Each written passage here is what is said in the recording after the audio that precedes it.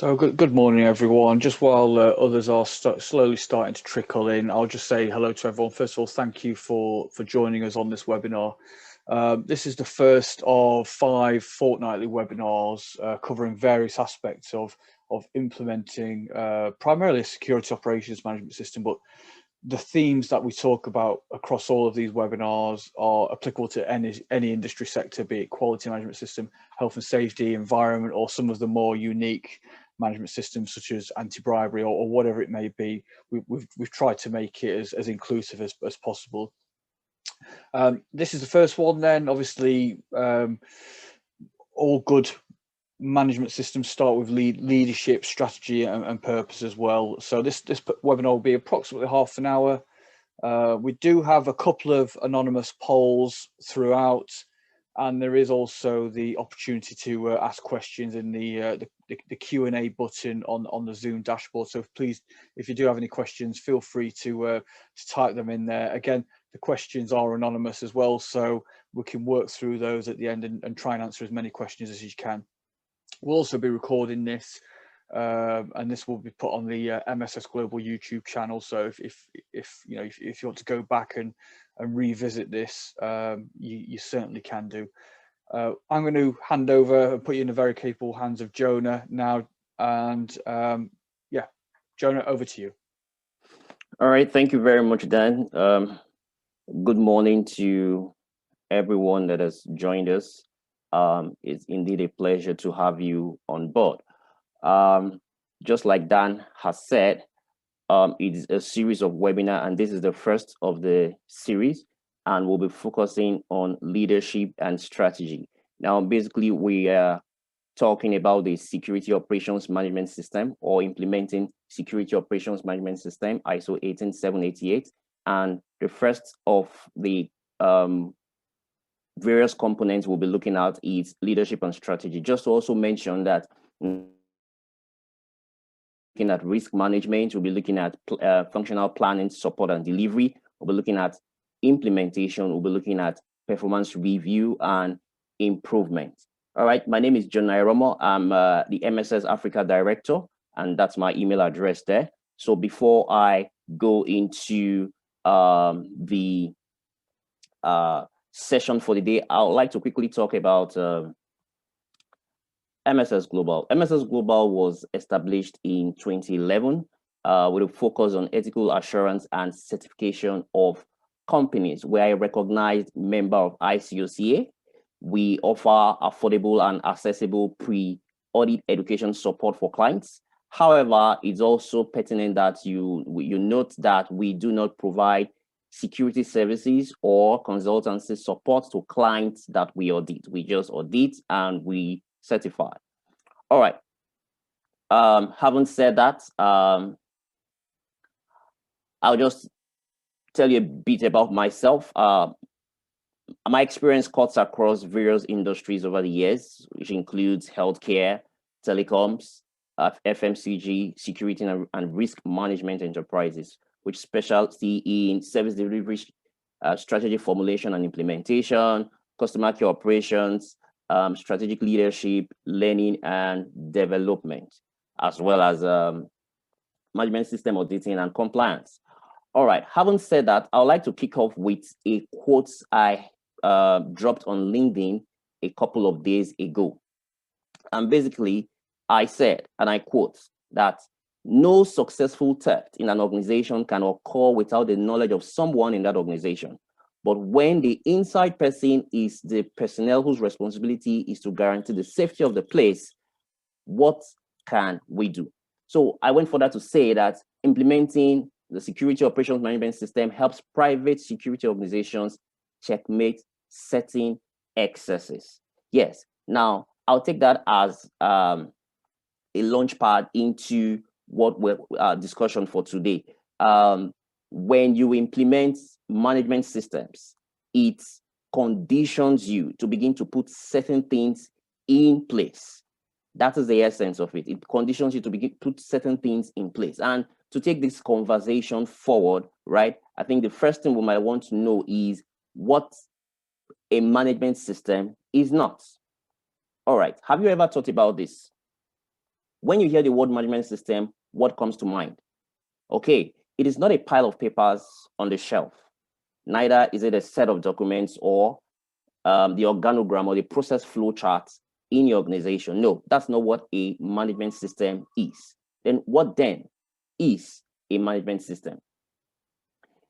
A management system is a dynamic and multifaceted process with each element interacting as a structured set of functional units. Now, what does that mean?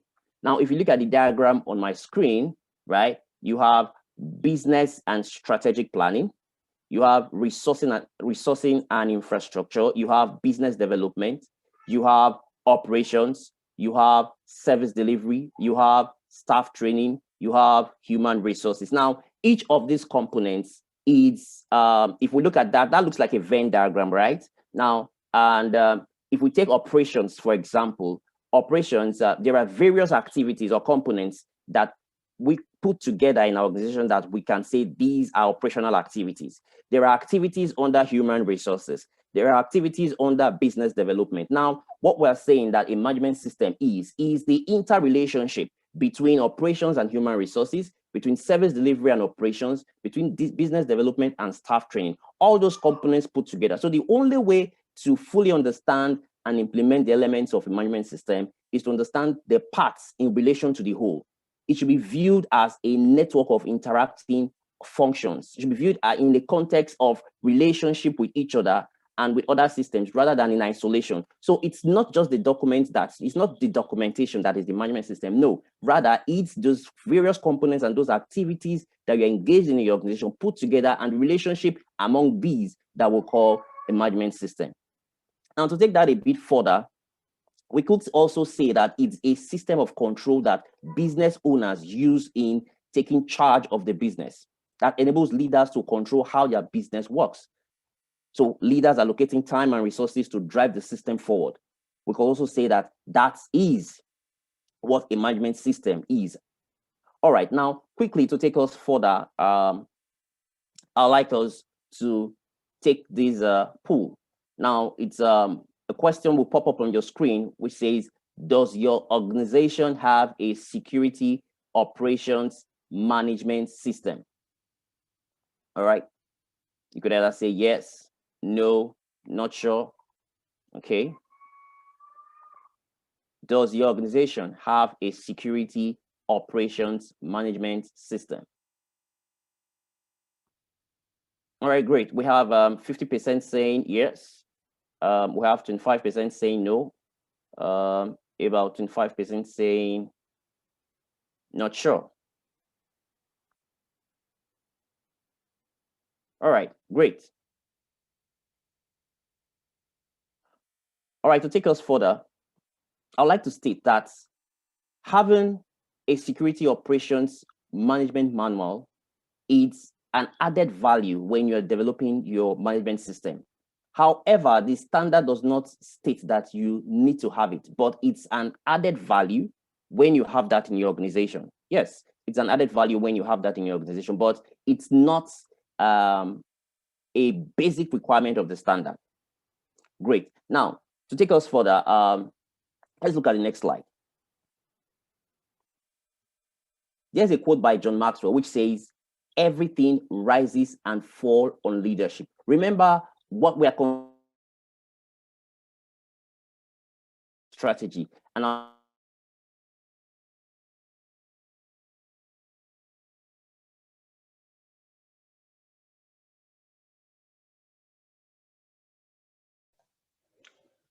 so it sounds like Jonah's just dropped out there. So if I'll just jump in. Yeah, this quote from John Maxwell, everything rises and falls on leadership. Leadership needs to come in from the top there. And if there's no support, there's no commitment, and there's no responsibility, it will be difficult for any business to actually implement a management system or a successful management, should we say. So what I will do is I will just quickly share my screen and take over, and this will be nice and seamless.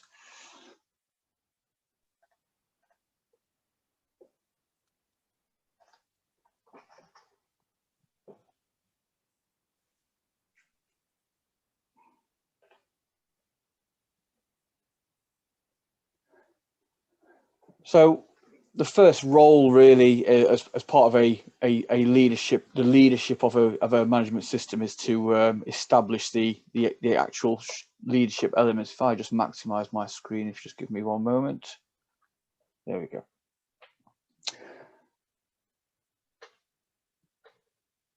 And there are some key parts of the leadership elements, and some of if we just run through those, there's the mission, the mission, vision, values, and obviously leading off from their strategic objectives.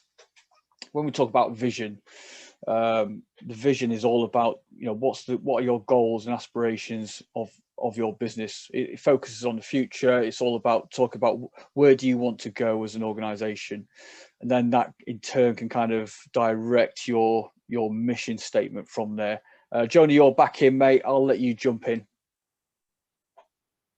All right, thank you very much, Dan. All right, so I was talking about leadership. Leadership is critical. I've been in situations whereby the management, so to say, is interested in having in implementing the management system, right? But they are not willing to commit till the end. So they say, oh, fine, just go ahead, do what you need to do. You know what you need to do, but they are not willing to attend meetings. They're not willing to be present. They're not willing to assign certain to or even delegate. Yeah. So leadership, that backup from top management is critical. Now, looking at the first step, right? The first step is having these components: the vision, the mission, the values, and strategic objectives, right, in proper perspective. So I have here the success of the management system depends on the commitment of all levels and functions in the organization, especially in the organization's top management. So basically, why we're saying that commitment must come from the top, right? Commitment at all levels is also very, very critical. Commitment at all levels is also very, very critical. So when we talk about vision, we're talking about the organization defining its goals. What are those long-term plans? What are your aspirations as an organization? Where are you going to as an organization? And when we talk about mission, we're saying turn your vision into action. It explains, your mission basically explains why you exist. It explains why you exist. Now, when we talk about the values, we're talking about what does the company stand for. This statement helps to guide employee behavior. What does the company stand for, right? Then the strategic objectives, these are top level goals that have been set, big pictures goals that describe what the company will do in achieving its mission. Now, the vision, the mission, the values, and the strategic objectives help in providing direction for the organization, right? They keep everyone focused, and it helps employees know where the organization is going to. All right, we'll look at the next component now, and we'll be looking at security operations policy and top level documents. Security operations policy and top level documents. Now, you have your vision, you have your mission, you have your values, you have your strategic objectives. Now, basically, you want to now begin to develop policies. Now, policies are top level intents, right? Statements of intent, as well as overall objectives of the management in regards to what it wants to achieve in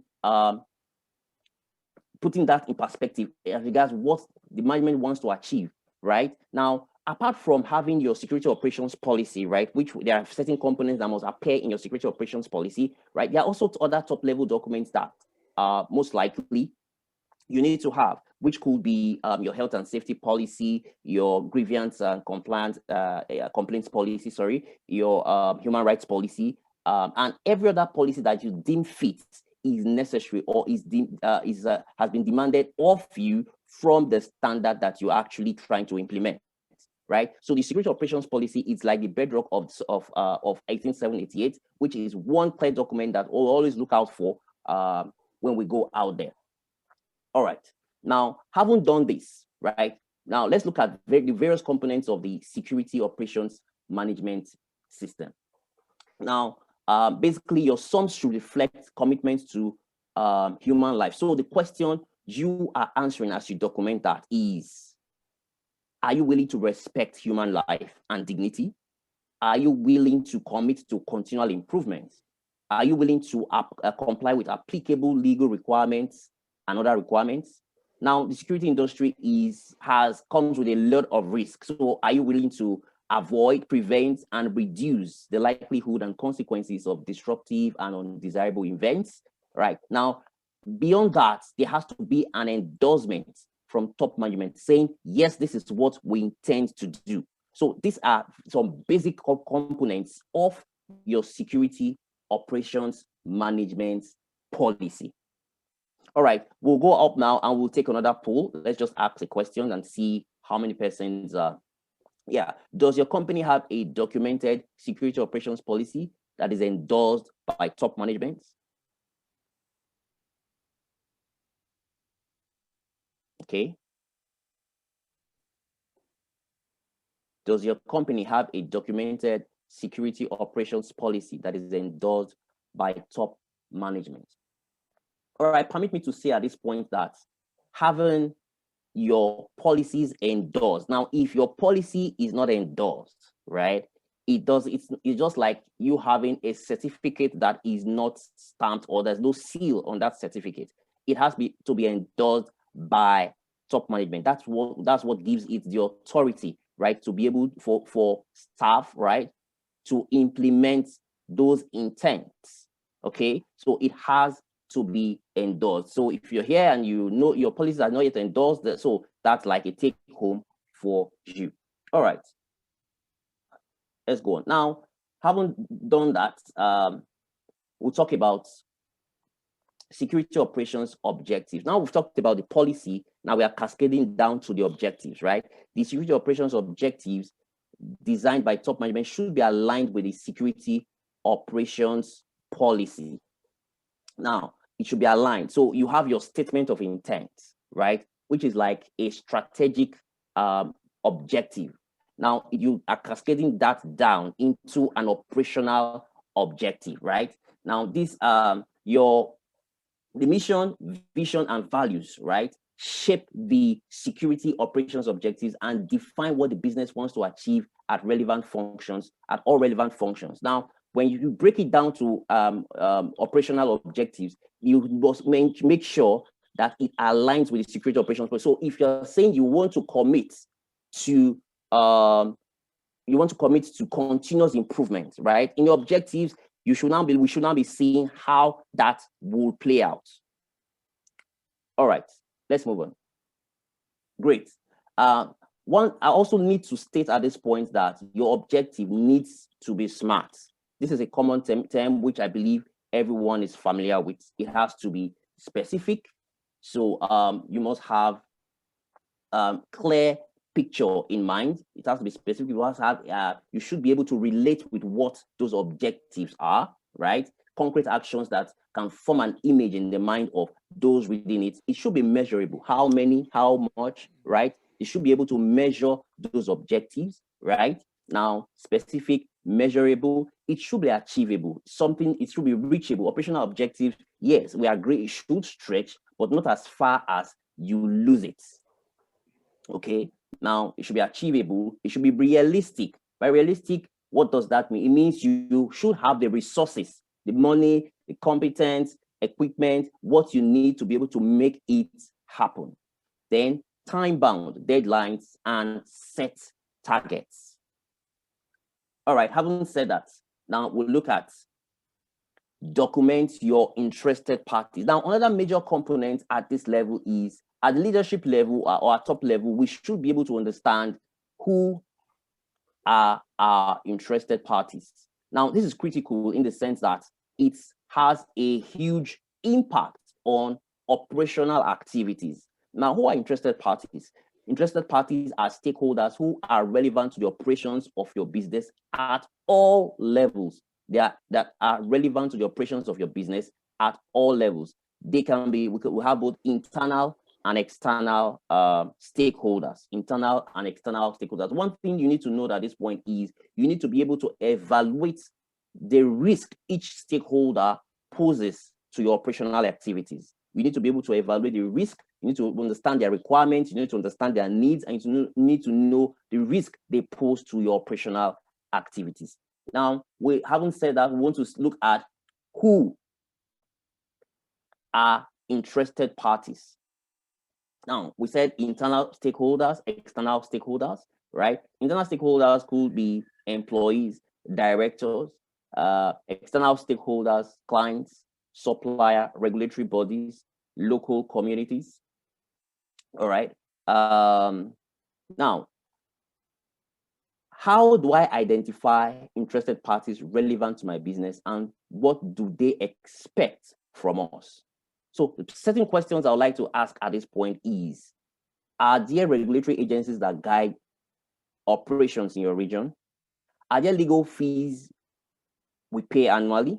Do you work with suppliers? The local community in which you are operating, do you pay attention to what their demands are? Now, I would like to spend some time on the impact of our operational activities within the local communities in which we operate, right? Now, because that is where a lot of human rights issues emanate from, right? Sometimes organizations tend to ignore, right, the local communities in which they operate.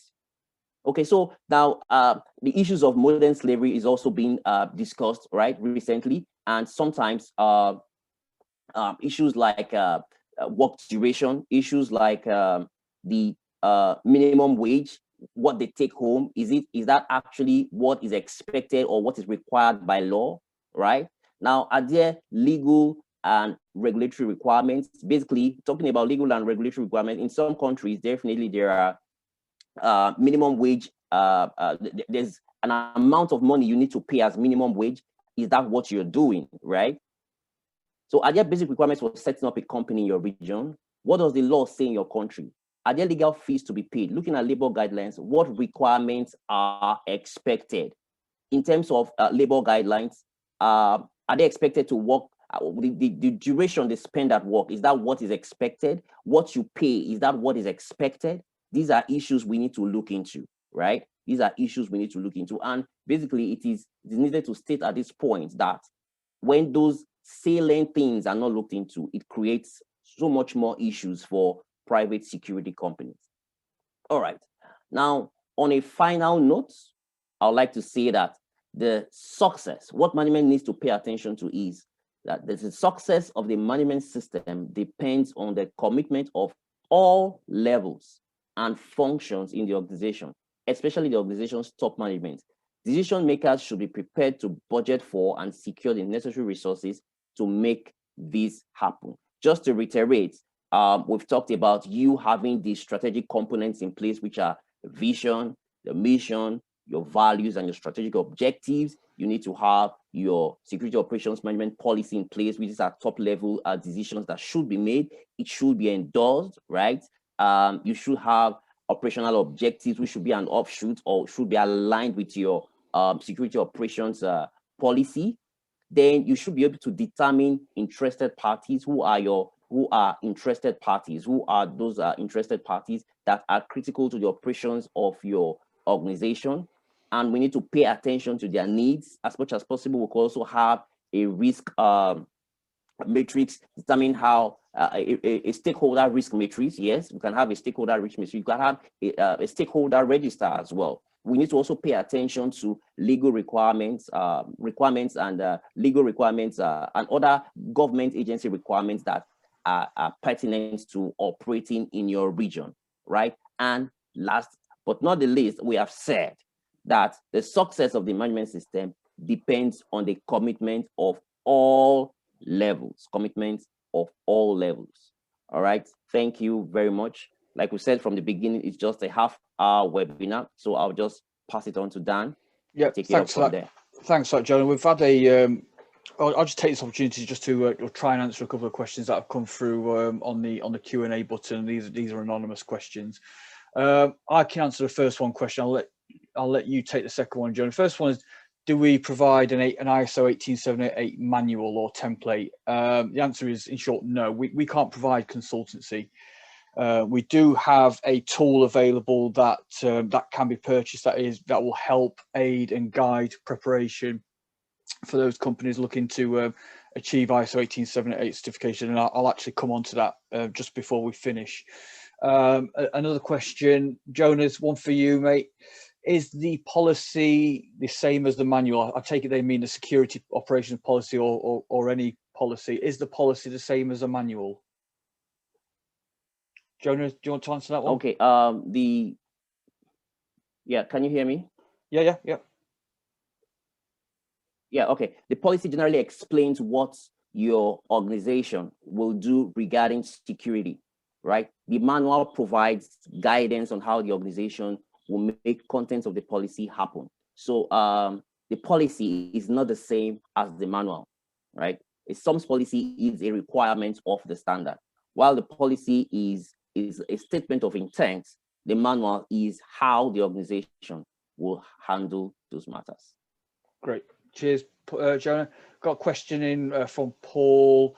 As a company wishing to be certified to ISO 18788, do I have to employ a legal counsel or lawyer employed by the company? Are you able to answer that one, Jonah? Okay, so I would say if the lawyer is a staff, so you say, do I have to employ a legal counsel or lawyer employed by the company? That's now, correct, if for some company like one I currently am dealing with at the moment, right? They have a company secretary who is also informed as regards setting up or implementing a management system. So if you have an internal staff that is a company lawyer that is informed about what he or she needs to do, I don't think you need to go out there to consult or get a company lawyer or get an external hand to handle this. In a situation whereby you do not have an in-house staff that is competent to handle it, then you can get not necessarily a lawyer. It could be a lawyer, it could be anybody. I think the key word here should be somebody competent, right, to be able to handle that. I think that should be the key word. So it's not really tied to a particular field of study. Yeah, but what we look at is who is the person competent to handle, to implement the standard for you. Yeah, okay, happy with that. Thanks, Jonah. If anyone has any burning questions after this webinar, obviously you can see our email addresses at the bottom right of our screen there. Feel free to drop us an email or reach out to us through our LinkedIn page. And just to finish off, which kind of leads in from one of the questions, we do provide an education suite. We can't provide consultancy, obviously, but this is a tool we've developed to help provide guidance and education to clients who are, or to companies who are looking to implement a structured and robust security operations management system. It's a nice and easy, it's a 33-page guide, and there's about 40 education examples in there, and these also provide guidance on key clauses, so you can head onto our website and find that there. We are offering some discount codes at the bottom there, so if you want to use 20 off or 10 off for a 20% or 10% discount, they are first come first serve. So that's something that may be of consideration for companies who need a bit of support but don't want to kind of pay in the first instance for a consultant. In terms of our next webinar, as I said, these are fortnightly. Our next webinar will be covering risk management, and we'll some of the key areas that we'll touch on are why is risk management essential, and I believe it is essential. We'll give an overview of the process. Obviously, that can change from, different organizations may have slightly different risk management processes, but we can provide an overview of that, and we can also just establish the importance of reporting and communication. Obviously, as Jonas said during this webinar, once you've identified your internal and external stakeholders, reporting and communication of all aspects of the business, especially risk management, is an essential piece of the puzzle. That will be the same time in 2 weeks, so Wednesday the 3rd of March at 10 AM UK time or 11 o'clock West Africa time. Keep an eye on our social media links for registration links, and like I said, if you do want to reach out to us for any questions or discussion, then please do feel free to do that. And last of all, we just want to say thank you for taking time out to join in this webinar, and we'll end it there. All right, thank you all. Cheers, Janet. Yeah, thank you, Dan.